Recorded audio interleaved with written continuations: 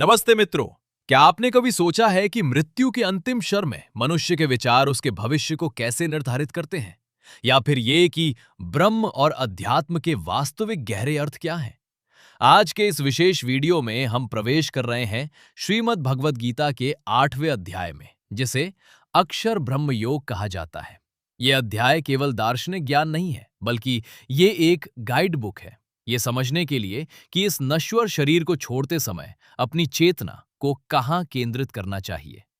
अर्जुन के 7 तीखे प्रश्न और भगवान श्री कृष्ण के वे उत्तर जो समय और काल की सीमाओं को लांघ जाते हैं।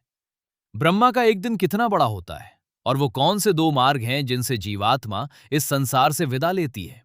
इन सभी रहस्यों से आज पर्दा उठेगा। अगर आप जीवन, मृत्यु और शाश्वत सत्य की खोज में हैं, तो ये वीडियो अंत तक देखिएगा। चलिए शुरू करते हैं श्रीमद् भगवद गीता के अध्याय 8 की ये दिव्य यात्रा। श्रीमद् भगवद गीता अध्याय 8 अक्षर ब्रह्म योग। विस्तृत सारांश। 1 अर्जुन के 7 प्रश्न और भगवान के उत्तर। अध्याय की शुरुआत अर्जुन के 7 महत्वपूर्ण प्रश्नों से होती है। अर्जुन पिछले अध्याय 7वें में कृष्ण द्वारा उपयोग किए गए कुछ तकनीकी शब्दों के अर्थ जानना चाहते हैं। ब्रह्म क्या है? किम तद ब्रह्म? अध्यात्म क्या है? किम अध्यात्मम? कर्म क्या है? किम कर्म? अधिभूत क्या है? अधिभूतम च किम प्रोक्तम? अधिदैव किसे कहते हैं? अधिदैवम किमुच्यते?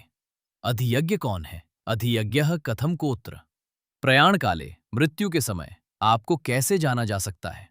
भगवान कृष्ण के संक्षिप्त और सटीक उत्तर। 1 अक्षरम ब्रह्म परमम, परम अविनाशी तत्व ब्रह्म है। 2 स्वभावो अध्यात्म मुच्यते, जीवात्मा का अपना स्वरूप स्वभाव अध्यात्म कहलाता है। 3 भूत भावोद्भवकरो विसर्गः कर्म संगितः, जीवों के अस्तित्व और उत्पत्ति से संबंधित त्याग या विसर्जन कर्म है।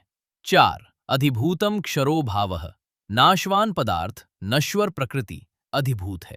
5 पुरुषश्चाधिदैवतम, हिरण्यगर्भ या ब्रह्मांडीय पुरुष अधिदैव है। 6 अधियज्ञो अहमेवात्र, इस शरीर में स्थित वासुदेव कृष्ण ही अधियज्ञ यज्ञों का भोक्ता है। 2 अंतकाल की महत्ता, ययम वापि स्मरण भावम, इस अध्याय का सबसे महत्वपूर्ण उपदेश ये है कि मृत्यु के समय व्यक्ति जिस भाव का स्मरण करता है वो अगले जन्म में उसी स्वरूप को प्राप्त होता है।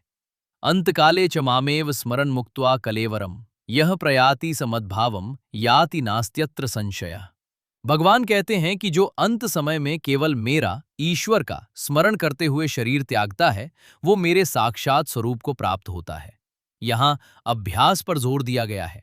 यदि हम जीवन भर संसार का चिंतन करेंगे तो अंत समय में ईश्वर का स्मरण असंभव है। इसलिए कृष्ण का निर्देश है तस्मात् सर्वेषु कालेषु माम अनुस्मर युद्ध च, इसलिए हर समय मेरा स्मरण करो और युद्ध भी करो। 3 योग धारणा और प्राणोत्क्रमण, भगवान समझाते हैं कि योगी किस प्रकार मृत्यु के समय अपने प्राणों को स्थिर करते हैं। इंद्रियों के सभी द्वारों को वश में करना, मन को हृदय में स्थिर करना, प्राणों को मस्तक, आज्ञा चक्र या सहस्रार में स्थापित करना। ओम ओमित्येकाक्षरम ब्रह्म का उच्चारण करते हुए देह त्यागना।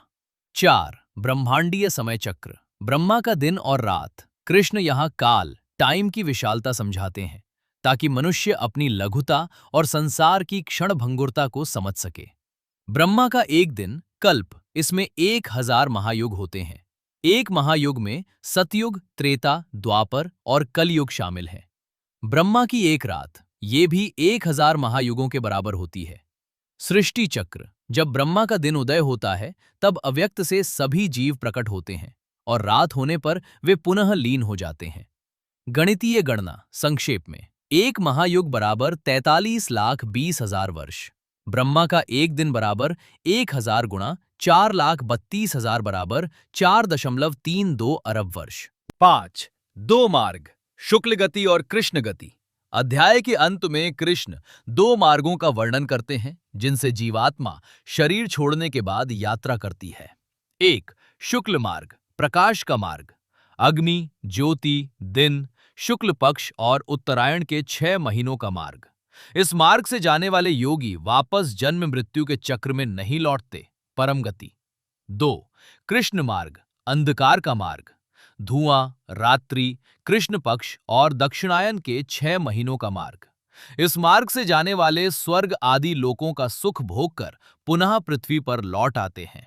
निष्कर्ष, भगवान स्पष्ट करते हैं कि जो भक्त निष्काम भाव से योग में स्थित है, वो इन दोनों मार्गों के रहस्य को जानकर मोहग्रस्त नहीं होता और सदैव परमात्मा में स्थित रहता है।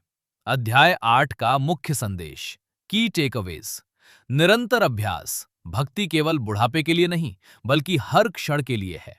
अनन्य चेतना, लक्ष्य केवल अक्षर ब्रह्म होना चाहिए। सांसारिक नश्वरता, ब्रह्मा का लोक भी पुनरावर्ती है, केवल परमात्मा का धाम ही शाश्वत है। तो मित्रों, ये था श्रीमद् भगवद गीता के 8वें अध्याय अक्षर ब्रह्म योग का संपूर्ण सार। भगवान कृष्ण ने हमें स्पष्ट कर दिया है कि जीवन का अंतिम लक्ष्य केवल मृत्यु का इंतजार करना नहीं, बल्कि खुद को उस अक्षर यानी अविनाशी तत्व के साथ जोड़ना है।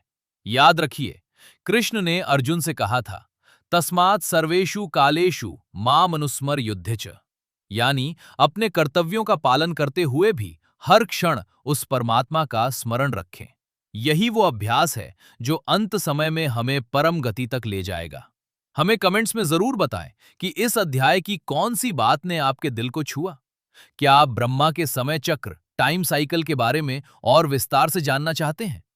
अगर आपको ये आध्यात्मिक चर्चा पसंद आई हो, तो वीडियो को लाइक करें, अपने प्रियजनों के साथ शेयर करें और ऐसी ही गहरी जानकारियों के लिए हमारे चैनल को सब्सक्राइब करना ना भूलें। अगले वीडियो में हम मिलेंगे 9वें अध्याय के साथ, जो और भी अद्भुत रहस्यों से भरा है। तब तक के लिए धर्म के मार्ग पर चलते रहें। जय श्री कृष्णा।